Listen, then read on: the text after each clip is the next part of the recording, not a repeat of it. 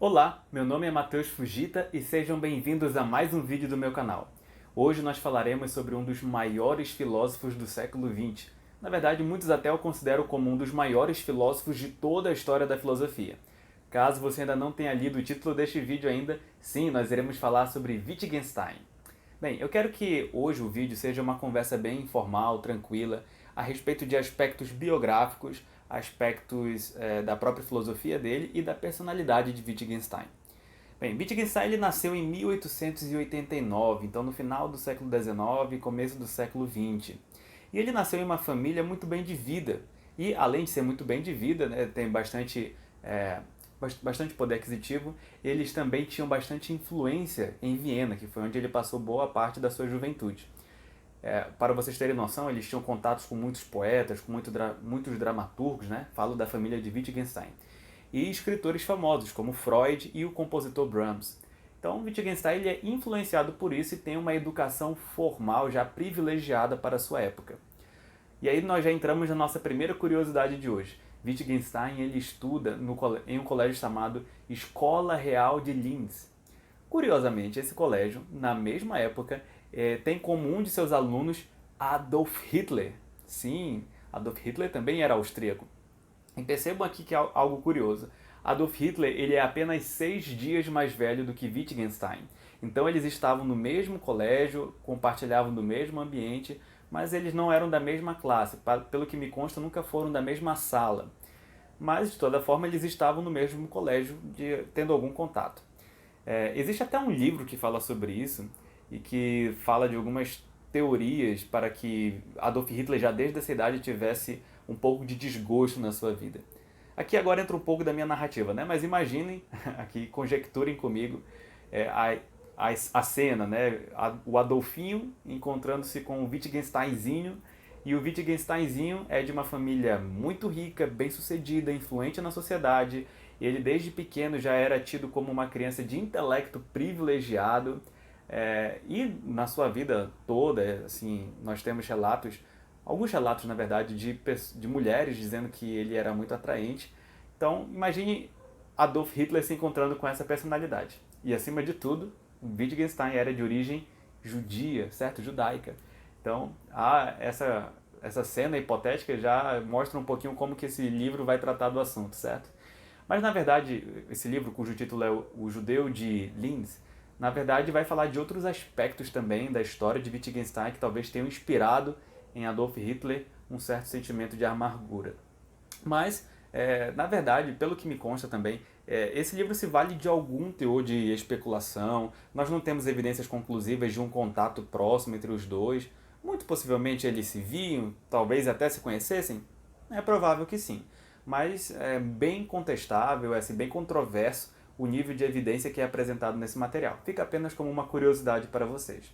Inclusive, se vocês pesquisarem Wittgenstein e Adolf Hitler, existem algumas fotos no Google, aliás, uma foto específica, que você poderá ver algo como que os dois próximos, assim, uma foto que foi tirada dos jovens ali no pátio da escola, salvo engano. Então, é curioso, veja lá e tire suas próprias conclusões. Mas enfim, a Wittgenstein cresce, ele se interessa pela engenharia aeronáutica, chega a projetar alguns aviões, mas depois de estudar um pouco mais detidamente matemática, ele se interessa pela matemática, pela lógica, por alguns livros de Bertrand Russell, e então chega até estudar em Cambridge com o próprio Bertrand Russell. Então ele tem um desvio da sua vida acadêmica um pouco mais à filosofia. E o próprio Russell diz, depois de ler de algum material que Wittgenstein havia escrito, que ele considerava o rapaz já, de fato, bem inteligente, que não era uma pessoa estúpida, como ele falou, pelo menos. Então, Wittgenstein, aqui na verdade há um ponto interessante sobre Wittgenstein. Bertrand Russell, em algumas cartas, até fala que depois de lecionar algum tempo para Wittgenstein, ele já sentia que não tinha mais nada para passar, porque ele já havia ensinado tudo que podia passar para ele. Então, Wittgenstein aprendia as coisas muito rapidamente, pegava muito rápido os conteúdos. E, além disso, o próprio Bertrand Russell diz que ele chega a aprender com o seu aluno que viraria colega, certo? Colega de filosofia, colega de lógica. Então, é bem curioso. Podemos já dizer que Wittgenstein foi um grande intelectual, um intelectual de envergadura já por esses primeiros passos. Bem, o que nos leva a falar um pouco sobre a sua obra. Tradicionalmente, disse que Wittgenstein tem dois momentos muito bem definidos em sua filosofia. A época primeira, do seu Tractatus de Filosofia, e a época segunda, que seria já mais marcada pelo livro Investigações Filosóficas, que foi publicado póstumamente. Bem, esse primeiro livro de Tractatus, né, ele é um livro que vai abordar a relação entre a proposição e o mundo, como que nós relacionamos as nossas proposições e pensamentos com a realidade. É um livro bem interessante, mas, diga-se de passagem, também cheio de enigmas e coisas que poderiam ser estudadas aí por séculos, porque Wittgenstein de fato foi bem, bem peculiar na produção desse seu material.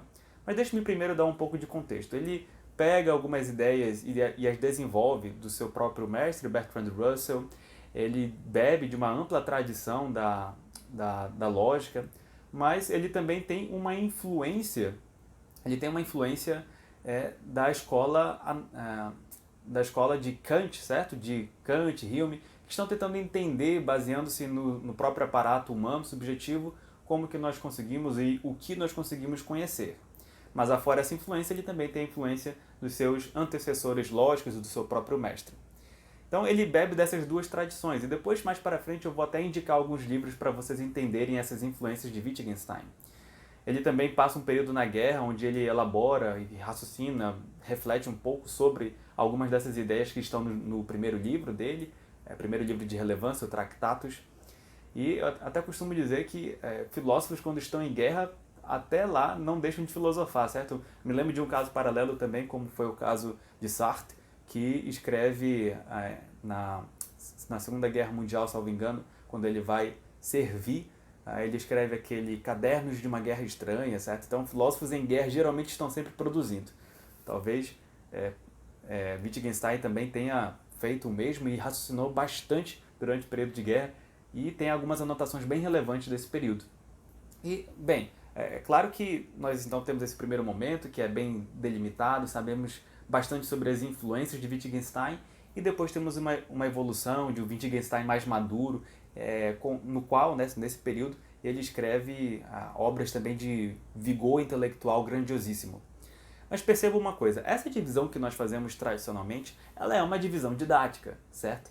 Ela não é uma divisão bem rígida. Nós podemos pensar, assim, em uma gradação, como alguns acadêmicos têm pensado e debatido recentemente. Não quer dizer que temos uma paralisação apenas nesses dois tipos de Wittgenstein. Por exemplo, nós temos uma estudiosa chamada Danielle Moyal-Charrock, salvo engano é assim que ela se chama, que fala de um terceiro Wittgenstein. E de fato, alguns pensam que entre o primeiro e o segundo talvez tivesse um intermediário na época do ciclo de Viena, ou então de um Wittgenstein até mais maduro ainda, a época em que havia escrito o Sobre a Certeza, que é um livro bem interessante também. De toda forma, o importante aqui é nós não pensarmos que são duas fases tão rígidas assim. É claro que elas divergem entre si, mas para mim é um pouco errôneo, até um mito nós pensarmos que Wittgenstein, nessa segunda fase das investigações filosóficas, nega tudo da primeira fase. Eu acho que isso é um pouco reducionista demais. E também acho um pouco estranho, sempre achei um pouco estranho, quando ouvi pelas primeiras vezes as exposições que diziam lá estava Wittgenstein com altas pretensões no seu Tractatus Lógico-Filosóficos. Ele consegue resolver boa parte dos problemas, segundo ele pretendia, se isola e depois, numa bela noite, ele acorda já com a ideia dos jogos de linguagem e volta para refutar a si mesmo. Eu achava essa narrativa um pouco, apesar de expressar assim algo que de fato aconteceu em linhas gerais, eu achava ela um pouco reducionista também. Então, se você estudar algumas biografias e acompanhar o desenvolvimento de Wittgenstein, você vai perceber que não é tão 8 ou 80 assim. Nós temos um desenvolvimento sim dele, ele nega coisas que disse na sua primeira fase, outras eu acredito que ele desenvolve um pouco melhor, e existe certamente vários paralelos. Outro motivo para nós pensarmos que Wittgenstein foi um filósofo de fato de grande envergadura é que, como eu falei, ele de fato tinha uma formação cultural interessante, teve bastante acesso a isso na sua infância, porém ele não vinha se preparando para ser um filósofo, certo? Ele teve um desvio na sua área acadêmica já um pouco tarde. Não muito tarde, mas ainda não foi a sua primeira opção, digamos assim. E com aquilo que ele já conseguia ler e estudar, ele conseguia produzir muita coisa. Então, ele de fato também nem gostava tanto de citar pensadores em suas obras, não gostava de citar outros autores. Talvez em parte por isso de ele não ter crescido lendo grandes sistematizações e histórias da filosofia. Mas nós sabemos que ele leu vários livros, sim, da história da filosofia, dialoga com Platão e com outros filósofos, mas não era bem do seu costume. Eu acho que em parte se explica por esse motivo que eu falei, e em parte pelo que ele propriamente diz. Ele não fazia questão, não interessava muito citar alguém que já tinha pensado parecido ou igual a ele, e eu acredito que ele tenha feito tenha assim procedido, porque ele queria que a obra dele de alguma maneira tivesse uma atemporalidade, não dependesse apenas de ficar revisando o que outros já haviam dito. Então isso eu acho bastante interessante da obra de Wittgenstein também.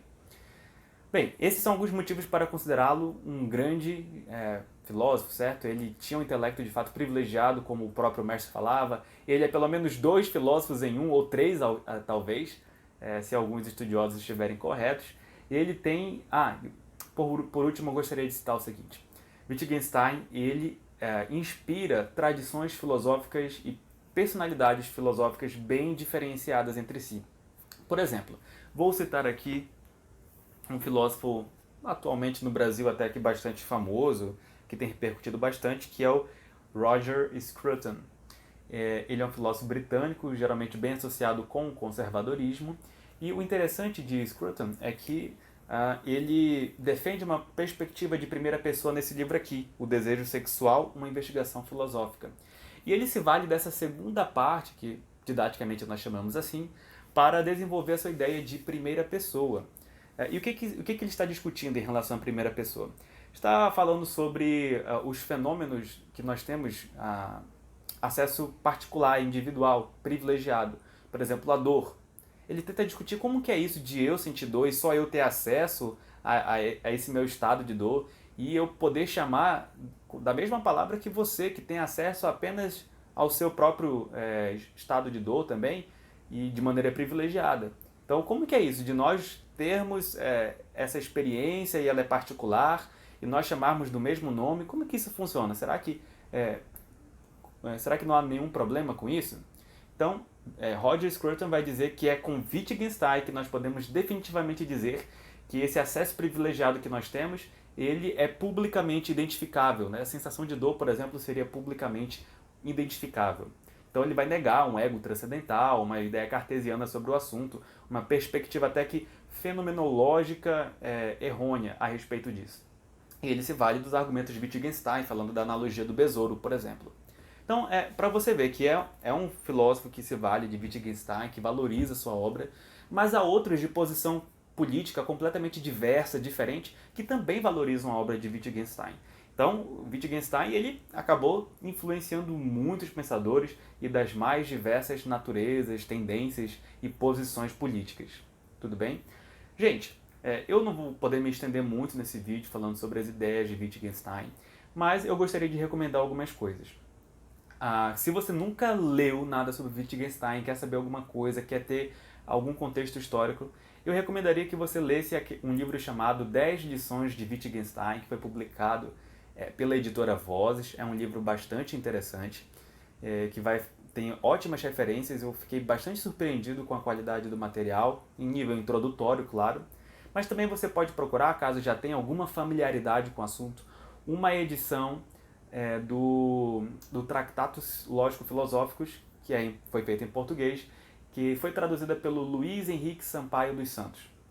Aliás, Luiz Henrique Lopes dos Santos. E ele, além de ser tradutor, ele escreve um prefácio de mais de 100 páginas, é um prefácio bem exaustivo, talvez não exaustivo, mas bastante completo, eu diria.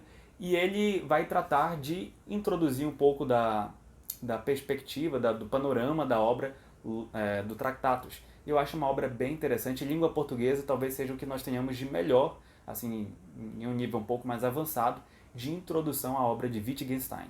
Outro vídeo eu poderia Em outro vídeo eu poderia falar de comentadores mais sofisticados, mas eu também não sou um especialista em Wittgenstein, gosto de estudar, já venho estudando há algum tempo, mas estou dando aqui algumas dicas que já me ajudaram como um leitor, digamos, intermediário do assunto.